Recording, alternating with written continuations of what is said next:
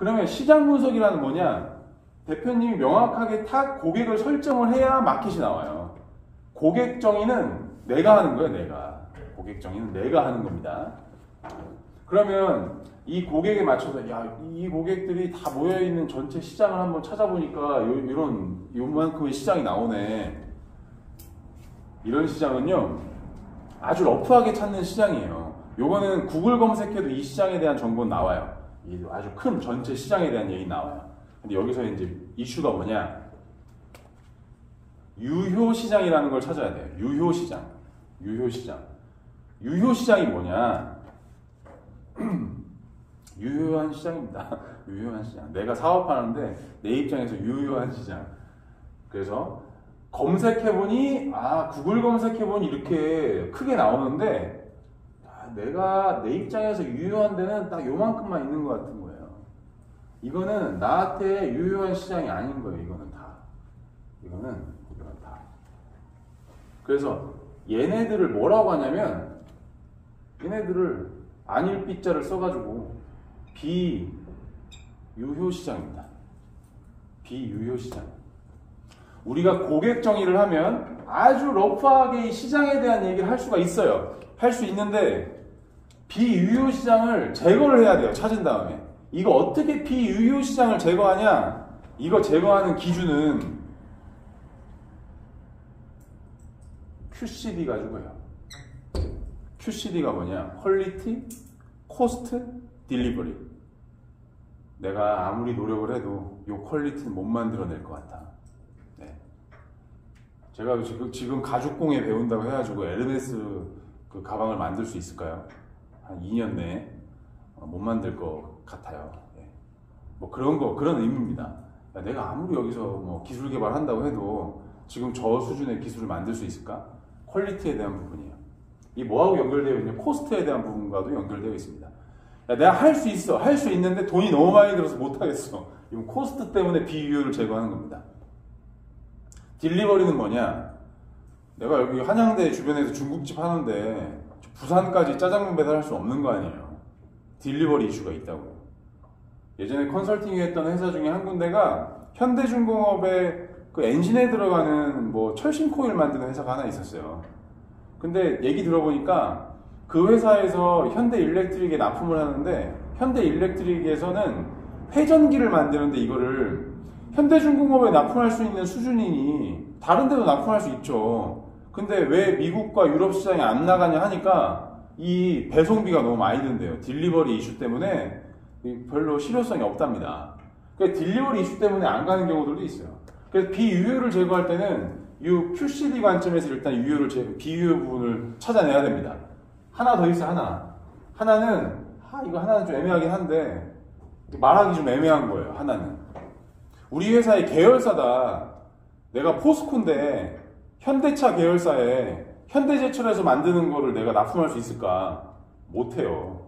특히 자동차 업계는. 똑같은 퀄리티와 비슷한 가격의 제품이라고 하면 현대차 계열사는 다 현대제철 거 사겠죠. 그러면 포스코 입장에서는 현대차 계열사에 있는 이런 강판 시장은 비유효로 빼버려야 돼요. 요런 애매한 부분들이 있죠. 네, 애매한 부분들이. 이거를 제외하고 나면 나머지는 이제 유효 시장이겠죠? 예, 유효 시장.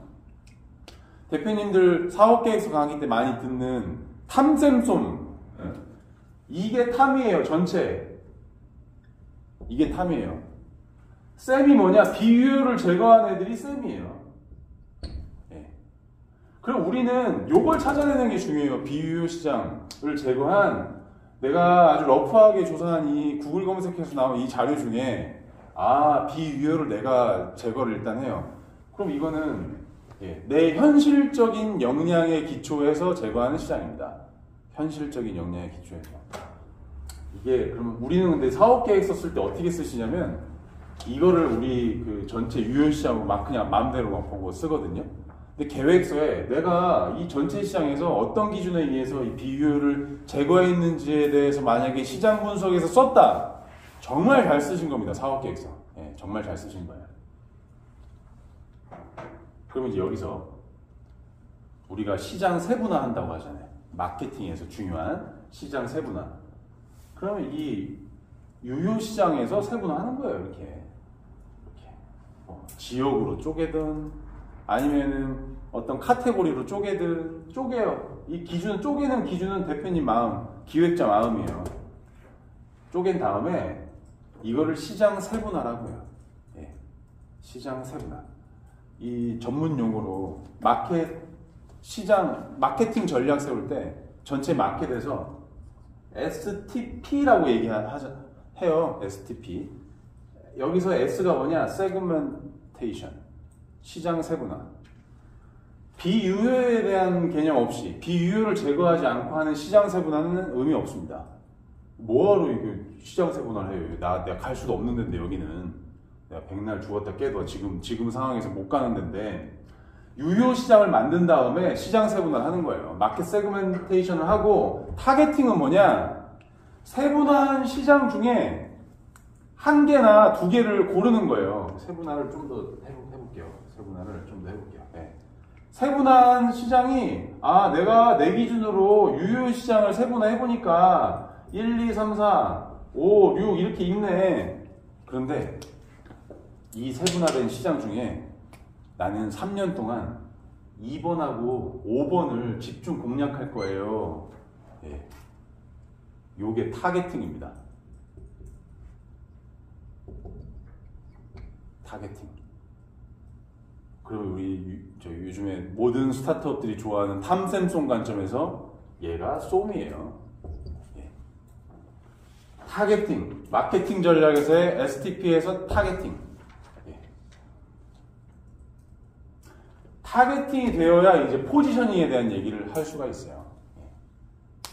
포지셔닝 얘기를 할 때는 포지셔닝 얘기할 때는 우리가 항상 고민해야 될 게 뭐냐면 내가 고객을 타겟팅했다라고 하면 따라오는 개념이 있어요. 이게 중요해요. 타겟팅했다라고 하면 따라오는 개념이 가격, 유통 전략입니다. 그리고 마케팅 전략이에요. 가격. 네. 가격 책정을 하지 않고 포지셔닝을 얘기할 수는 없죠. 예. 명품 브랜드가 갖고 있는 포지셔닝 비싸잖아요. 비싸면 비싼 가방을 구매할 수 있는 고객을 타겟팅해서 비싸게 가격을 매길 수 있게 이 상품을 포지셔닝 해야 되겠죠. 예.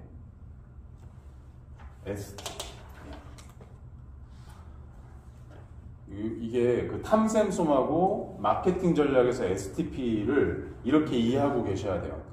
예.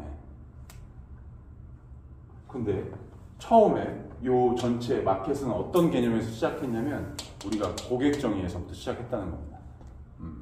그럼 여기랑 연결되어 있어요.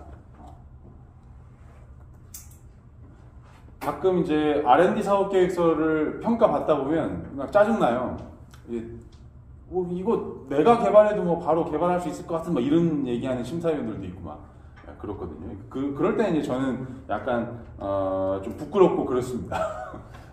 굳이 뭐 저런 얘기를 뭐 하실 필요가 있나. 심사위원들이 평가하는 거는 기술 전문가들은 당연히 그 기술에 대해서 평가를 하는 거겠지만 사업성 평가하는 사람들은 대표님들께서 정리하셨던 사업 계획에 일단은 이런 맥락들을 보고 그 다음에 그 시장의 구체적인 뭐 상황들을 좀 보는 거예요. 근데 업력이 있는 분들은 시장의 구체적인 내용을 좀 적용해서 얘기를 할 수 있겠으나 저 같은 사람들은 이런 맥락을 위주로 해서 보죠. 근데 이 성능 지표에 대한 부분이라는 게 실제로 테크놀로지 프로덕트 마켓에서 이 프로덕트과 마켓 단위에서 나오는 이런 이슈하고 관련이 되어 있어요. 자, 그리고 또 하나, 그러면 기술의 그 사업성 부분에서 기술을 개발하면 이게 돈이 돼야 될 거 아니에요. 돈이 돼야 돼. 돈이 된다는 얘기를 하려면 마켓 분석을 하지 않고 돈 된다는 얘기를 못 합니다. 자, 이 기술의 독특성을 얘기할 때 기술력, 이 기술이 정말 기술의 독특성이 있어요 라고 얘기할 때는 프로덕트에서 심각한 문제 해결에 적용되는지가 중요한 기준인 거고, 이 기술이 사업성이 있어요 라고 얘기할 때는 시장 분석을 해보니까 탐샘솜이든 STP든 뭐 유효 시장이든 뭐 분석을 해보니까 요거 기술 개발하는데 돈이 들어가면 요 마켓에서 시장을 어느 정도 먹을 수 있겠네. 야, 그런데 지금 저 회사가 갖고 있는 캐파에서 우리가 좀 투자금을 주면 나머지 3번, 4번, 6번까지 시장을 확대할 수 있겠네. 그럼 나눠 먹자. 그럼 투자자들이 붙는 거고 뭐 그런 거 아니겠어요. 그래서 오늘 강의는 기술의 성능 지표에 대한 이야기이긴 하지만 이 기술의 성능 지표를 얘기하기 위해서 기술의 독특성을 얘기해야 되고 그 기술이 왜 필요한가, 왜 이 지원하는데 필요한가, 사업성이 있으니까. 사업성이 있다는 얘기를 하려면 TPM에서 이 마켓에 대한 얘기를 못하면 사업성 얘기를 할 수가 없습니다. 여기까지 혹시 질문? 질문. 근데 참고로 말씀드리면 경영학과 교수가 마케팅 전략할 때 이런 얘기를 할 수 있을까? 못합니다. 경영학과 교수님들은 창업을 잘 몰라요. 경영을 알지. 매니지먼트. 마케팅 전략 공부하신 분들은 이 STP에 대해서 아주 깊이 있게 공부하셨겠죠. 근데 지금 우리가 보는 건 사실 알고리즘이에요. 사업계획 알고리즘이라고 하는. 제가 창업대학원에서 트레이닝 받았던 건 기술사업화 알고리즘을 트레이닝 받았거든요. 근데 거기 나와 있는 그 알고리즘의 매뉴얼이 얼마 안 돼요. 한 11개 정도의 워크시트를 가지고 뭐 10수개 정도 되는 이런 기술을 가지고 계속 돌려보거든요. 그래서 이러한 어떤 우리가 생각의 패턴을 갖고 있는 게 되게 중요합니다. 그러니까 R&D 사업 계획서를 내가 쓰거나 내 스스로 판단하는 과정에서의 이러한 패턴들을 지금 오늘 하나 소개를 드린 거예요.